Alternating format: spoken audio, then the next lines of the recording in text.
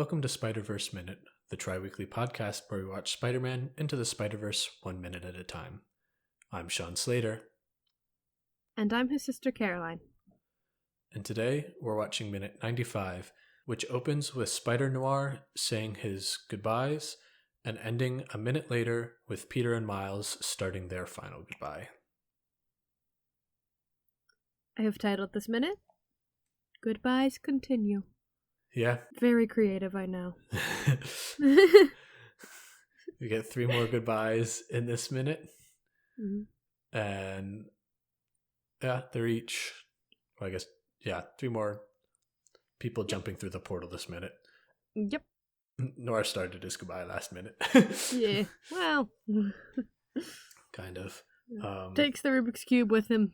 Yeah, it takes his Rubik's Cube. This was a good example of them like stylizing the... Yeah, this is very heavily stylized. And it is a lot easier with him because you just make everything black and white and you're like, oh, that's a Noir thing.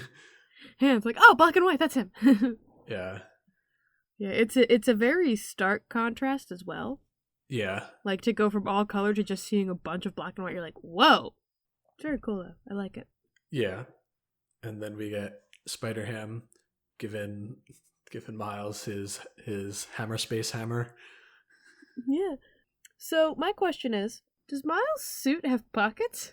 Because he's not holding it for the rest of the minute. I mean, it goes into his hammer space pocket. There's always a pocket. So Miles' suit has pockets. Well, he's got a pocket for the hammer. I'm specifically Miles' suit. Like, I don't know if it's got a pocket for his wallet. Well, I didn't mean for his wallet, but like we're saying it has pockets. It's got a pocket for the hammer, which is different than having pockets. There's always a pocket for the hammer. The hammer just goes into a pocket, no matter how big or small. And it's always a back pocket. Yeah. Yeah, I was just curious. I'm like, wow. I mean, but everybody has a pocket for the hammer. I do love how Ham just very sadly says, it'll fit in your pocket. Yeah. It's like, Ham. I mean, hey, Miles and the rest aren't familiar with hammer space. He just needs to lay out some ground rules for I know. him. I just like how sad he says it. Yeah. It's like, bud.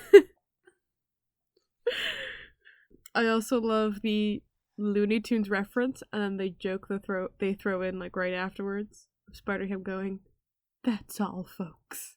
I did like that. That joke got a good laugh in the theater when I first saw it. That was such a good one. I also love how when he leaves, it's such a slow and dramatic. Like his is the most dramatic, I feel. Yeah, and he's got his like arms like he looks like a the crucifixion style. Yeah, it's like did they just give Jesus symbolism to Spider-Ham? Like, yeah, that, and we get like a decent cartoonish splash. Mm-hmm. It's that one. I feel like that one's a pretty good one as well. Not perfect. Yeah, I feel like Noir's is the best. Yeah. But I think that's partly because his is also the easiest. Yeah. Yeah, just make everything black and white and you're good to go. Like, done. And the cartoons is a bit trickier. And anime and, like, that Looney Tunes style is, like, you have to get pretty specific with the stylization, so. And it's only, like, it's on screens for such a brief amount of time, you don't want to put too much effort into it. Yeah. Because it's that, diminishing returns to a point.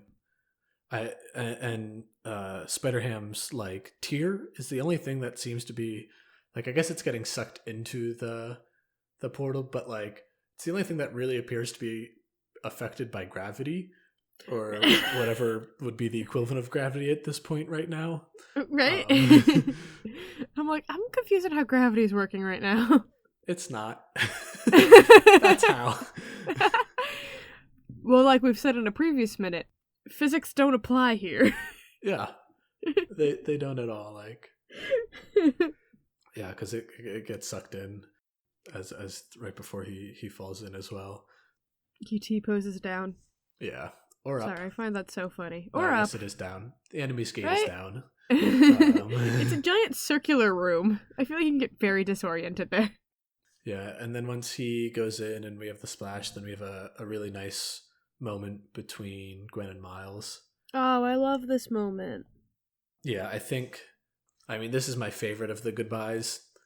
It's just a bunch of callbacks. Yeah. I love the, can I like your hair now? Just like, You know I'm older than you. yeah. A few months. Or what? 15 months. Okay. Yeah. So that would put her in, I guess what, Miles is did we determine an age for Miles? I think we said 14 for him. That would put her at like 16 and a half Yeah.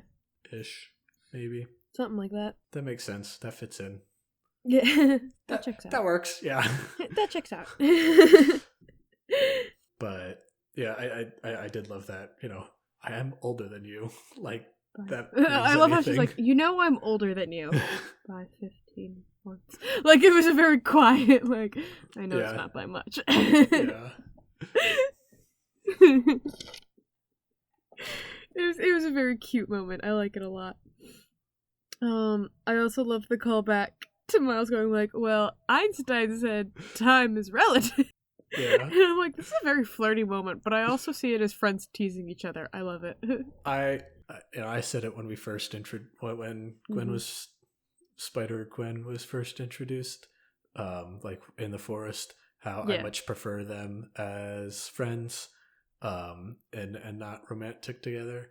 And so yeah, I just took this as a friends teasing each other. Yeah, I think what I like most about this moment is that it could really go either way. Yeah. Like, I could see them, if they want to go the romantic route, it's not like, where the heck did that come from? Like, they've clearly only treated each other as friends. Yeah. And it's not like, if they kept it the friends route, it's not like, what do you mean they've been flirting this entire time? Yeah. Like, they've balanced it well enough that I'm like, tension you know what? in the air can be cut with a knife. What do you mean they're just friends? Yeah, and like, I wouldn't mind if they went the route that they sort of did in the comics where they I was gonna say flirted with the idea for a bit. Where they're like, maybe this would work, and they're like, nah, it's not gonna work. Yeah. And just, were able to remain friends after that. Yeah. They haven't interacted too much, if at all, that I can remember after they did that.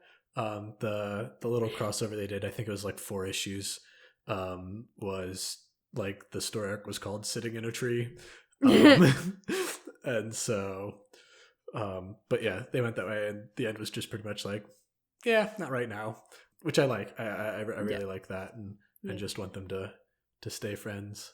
I feel like that's kind of a media as a whole issue where 2 people of the opposite sex can't remain friends very well. Like, it's, I hate that whole idea of, it's like, no, people can do that. yeah. Like, it's okay, it's fine. Yeah, and then her calling him Spider-Man was a very, like, it was just a, yes, you. Yeah, it was just such a heartwarming moment. I'm like, yeah. Oh. And just like, just a nice sign of respect for him. Yeah. Where it was just like, okay, yeah, you're allowed to call yourself that now, kind of. Yeah, it was sort of like, it was like a seal of approval. It's like, you've done it type thing. And I noticed when she said that, like, I don't think they ever call her Spider-Woman. No. It's always just Gwen. They just call her Gwen. And I feel like part of the reason they did that is more just because, like, most people know her as Spider-Gwen. Yeah. And, like, no one really calls her Spider-Woman, except for in the comics. When this movie came out, I'm trying to think if she was still going by Spider-Woman. Like, in the comics? So... I think we've talked about this. Yeah. Spoiler alert. Jump ahead like a minute. Maybe. In the comics, she starts out as Spider-Woman, and then her identity is revealed after she gets thrown in jail, or thrown in prison, I guess, both. But yeah, so then she still kind of goes by Spider-Woman in her universe, but everyone just like knows she's Gwen Stacy. Hmm. And then and then when she crosses over to the main universe, she's always Spider-Woman, even though there's already a Spider-Woman there as well. Um, Yeah, I think they refer to her as Spider Gwen once, and that's in her backstory. I'd have to go back and double check. I could be Yeah. wrong. And then now she's going by Ghost Spider, which is a kind of annoying that they keep changing her name. Like the Yeah, I think that's kind of why they didn't do it. It's like, look, she's changed so often. yeah, but she hadn't changed at that point. Ghost Spider came along like last year, or something. It's much more recent. It's still. But yeah, I do like Ghost Spider as a unique name for her. Yeah, I do think that's why they probably never, if they haven't referred to her, why they never really referred to her as like Spider Woman specifically. And it's like, we're just gonna keep this really simple. She is Spider Gwen. That is who we're referring to. Yeah, and it's probably just to also help cut down on confusion from the original Yeah. main universe Spider-Woman. I actually don't know if she's the original, but the current main universe Spider-Woman. Yeah. The last two things I want to bring up Yeah. are, I love how she agrees to be friends. And I'm like, Yeah. she's made progress. Yeah. She's grown. Yeah. Our little girl's growing up so fast. She'll take friends now. But like in all sincerity, I really do love that moment of like when we first saw her, she's like, I don't really do the whole friends thing anymore. And here she agrees, like Miles is like friends, and she agrees to be friends. I'm like, oh yay!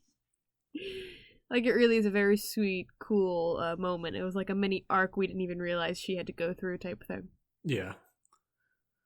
And then the last thing I want to bring up is when she goes through the portal, it flashes like this aqua blue, like kind of neon color. Yeah, it's very much her like her shoes. Well, yeah, her shoes, but I was going to say that was the first thing I thought of. Her art style is her universe's art is very like in the comics. It's very got this like neon-y, bright, like high contrast colors that aren't like the much more stylized. So things, it's like natural but not totally natural. Like there's just slightly off. Yeah, type thing. Things are just a little bit tuned in. You know, that color is just okay. We call it, it's a like light shade of that, so let's make it the neon shade of that. Yeah. I also love how like that they chose this color because it fits her art style, but it also just feels like it's a very common color associated with Gwen. Yeah. Again, her shoes are the first thing I thought I was gonna say, it's commonly associated because of her suit. Of her suit, but like I love how it's also intertwined in the other parts of her suit, like her netting and all those things. Like it's in the suit, not just in the shoes. So like whenever I see like, well, here's a Gwen Stacy breakdown color, like that aqua neon tealish blue, whatever you want to call it, is always in there. Yeah, and I do love that her pink blue color combo is one of my favorites in like a costume, especially when they show her like, because it works so well with a white background as well as a black one. It does. I think her Gwenom like outfit when just the like when it goes into that black, pink, and blue is just like one of my favorites. And just the way her Gwenom costume looks, if you haven't seen it, go look it up. Right, it's just dang it! Why couldn't we get a movie of that Gwenom or that Venom? Maybe in the next one, we can get. I just mean, get the Spider-Man Venom. Let's get Gwenom in here. That's a suit I need. Well, we can talk about that during the credits when we fantasize about what we want the next movie to be. So yeah, that's really all I have for this minute. Do you have anything else? Yeah, just a couple quick other things. Go for it. When she dives into the portal, it was one of those. It was very graceful and very cool. Like it was nice that they they brought that character, like, they've been doing that, but that character bit of just like making her gracefully fall into it. But it was interesting how, like, we had talked about, you lose all sense of space in the space. And like the way she falls, she's below Miles, quote unquote below Miles. Yeah. And like that kind of threw me off at first. I was like, wait a second, wasn't she next to him? And then she like moves below him, but the way they shoot it, like they shoot it at a 90-degree angle essentially, so that down is to the left and up is to the right. Or at least towards the portals to the left and away from it's to the right. And like that kind of threw me off. And like I think part of it was just like they didn't bother having her hair listen to gravity because gravity was broken. So look, like, let's just not worry about physics that. Doesn't apply in the collider. Yeah, we're sticking with that because it's the only thing that makes sense. Yeah. And it also actually like would make logical sense, like with that much universal disruption. I doubt physics is working properly. They have reason enough to just ignore physics in this fight. And these bits of just like, okay, we can kind of do what we want here. Yeah, it's like we're just gonna do what we want here. And then the last thing that happens in this minute is when Miles and Peter start their goodbye, and Miles is just like, Miles says your turn over to him, and Peter's just like, yeah, you're right. And little reluctant. Yeah, I loved hesitant. That's exactly what I put, was his hesitant. Yeah, is just like a great. Yeah, he can say yeah really well. Great, yeah, good job. A+, yeah, right there. You know what? I have had moments where I've had a director or somebody give me a note where it's like, the way you said that word was fantastic. Yeah. So is that the end of your notes? Yeah, that's everything I have for this minute. That is all I have for this minute as well. Thank you all for listening, and we will catch you on Friday with our last minute for this week. Thank you so much for listening, and until next time, goodbye. Bye.